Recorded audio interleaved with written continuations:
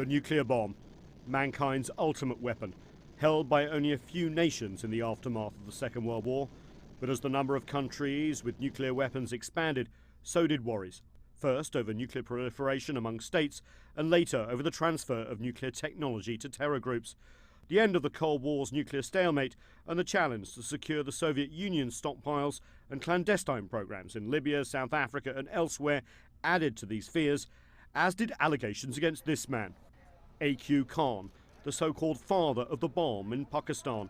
Khan was accused of selling nuclear secrets to Iran, the DPRK and beyond.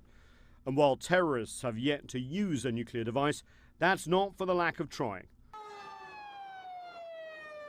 The Om Shinrikyo cult in Japan, which carried out a nerve agent attack on the Tokyo subway, had nuclear plans, as did Al-Qaeda. Belgian authorities suspect the terror cell that plotted the recent attacks in Paris and Brussels wanted to build a dirty bomb. The bombers in Brussels had the intention, at least, of trying to get their hands on some radioactive material. So I think people take it pretty seriously. This nuclear security summit is part of the international architecture to stop that from happening. The US hosts say the international community has made great strides in securing more than 2,000 metric tons of nuclear material held by the world's civilian and military programs.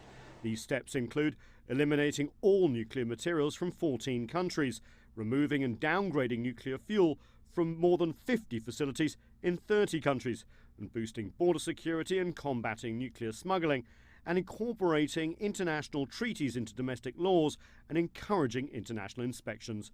But while nations come together to combat the threat of nuclear terrorism, there are national security issues that sometimes get in the way. Many countries are reluctant to allow full access to inspectors, which could reveal state and commercial secrets and even strategy. The extent of state-to-state foreign assistance is something that it's unfortunately all too easy to look past.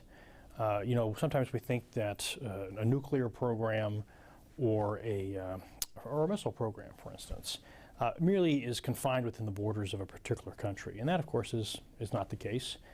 While organisers here say that the world has done a good job of reducing the amount of nuclear material that is at risk from being taken by terrorists, lots more needs to be done, especially because the nuclear civilian industry is booming around the world. That creates more nuclear material that has to be secured.